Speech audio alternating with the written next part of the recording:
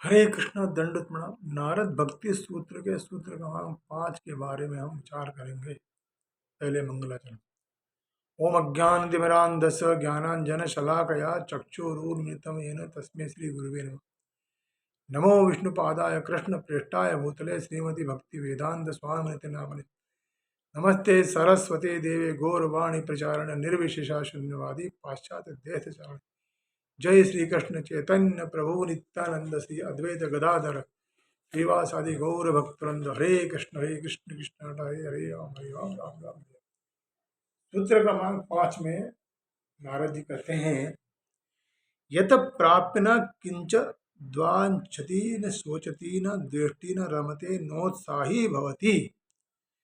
ऐसी शुद्ध भक्तिमयी सेवा में नियुक्त व्यक्ति न तो इंद्रिय तृप्ति हेतु कोई इच्छा करता है, न किसी हानि का शोक करता है, न किसी से द्वेष करता है, न अपने लिए कोई हर्ष मनाता है, और न ही भौतिक क्रिया में अति उत्साही होता है। तात्पर्य में शिला प्रभुपाद कहते हैं, भक्तिमय सेवा के संपादन में 6 प्रतिकूलता है एवं भक्तिमय सेवा की प्रगति में 6 अनुकूलता है। प्रथम प्रतिकूलता है अत्याहार, अर्थात अधिक खाना या आवश्यकता से अधिक धन का संग्रह करना। जब हम परम श्रेणी का सुख पाने के यत्न में इंद्रियों को बेलगाम छोड़ देते हैं तो हमारा पतन होता है। तथा भक्तों को केवल अपने शरीर एवं आत्मा को संयुक्त रखने हेतु आवश्यक मात्रा में भोजन करना चाहिए। उसे अपनी जिह्वा को उसकी इच्छा अनुसार जो कुछ या सभी कुछ खाते रहने को नहीं छोड़ना चाहिए। भक्त मनमाना आहार नहीं करता, वह तो बस वही खाता है जिसका वह भगवान कृष्ण को भोग लगाता है। उसकी रुचि कृष्ण प्रसादम, भगवान को अर्पित भोजन से होती, अपने जीवा की संतुष्टि में नहीं। अतः वह किसी विलक्षण आहार की इच्छा नहीं करता। इसी प्रकार भक्त अत्यधिक धन के संग्रह की भी इच्छा नहीं करता, वह मात्र आवश्यकतानुसार ही कमाता है। यह युक्ताहार कहलाता है। जिला रूप गोस्वामी द्वारा वर्णित दूसरी प्रतिकूलता है प्रयास, अर्थात भौतिक वस्तुओं हेतु कठिन प्रयत्न करना। किसी भौतिक लक्ष्य की प्राप्ति हेतु भक्त को अत्यधिक उत्साही नहीं होना चाहिए।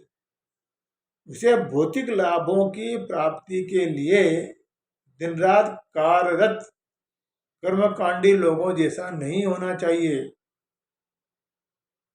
शरीर के समाप्त होते ही सारी भौतिक उपलब्धियां भी नष्ट हो जाती है।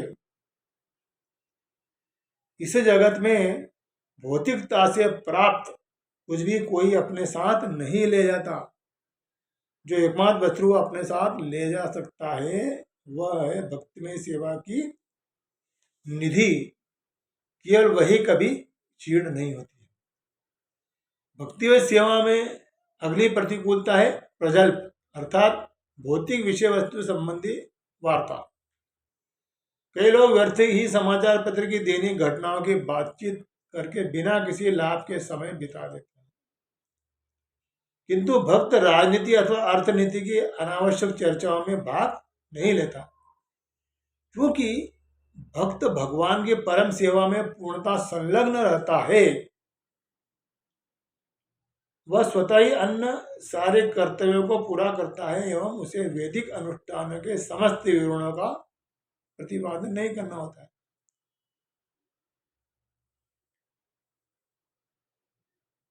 सर्वोपरांत भक्त को लोभी नहीं होना चाहिए और न ही उसे साधारण भौतिकवादी मनुष्य से मिलना जुलना चाहिए। जनसंग बोलते हैं, फालतू लोगों से मिलना।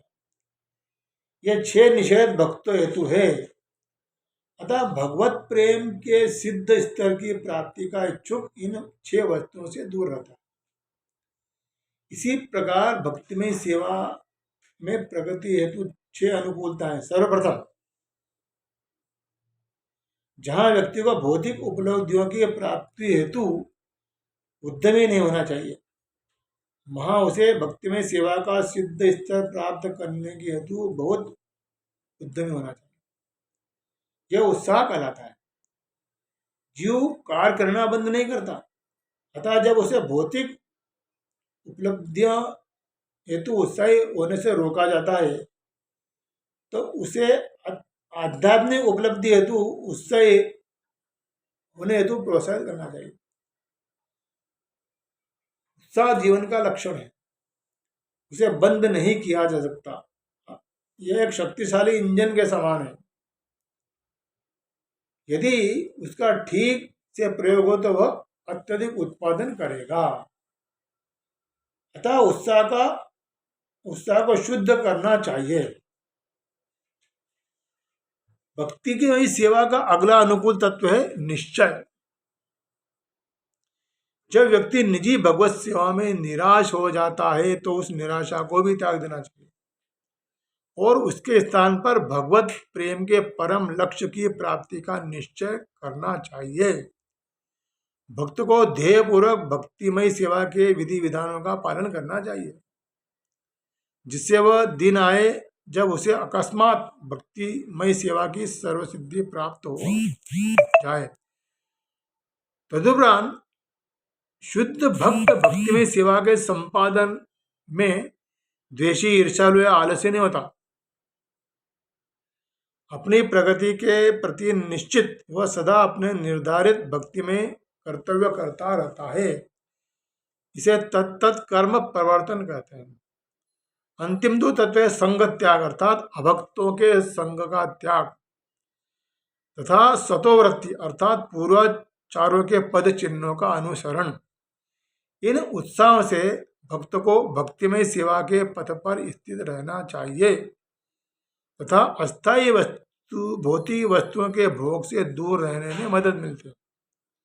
अतः भक्त की क्रियाएं भौतिक जगत के किसी भी दूषण से रहित सदा शुद्ध होती हैं।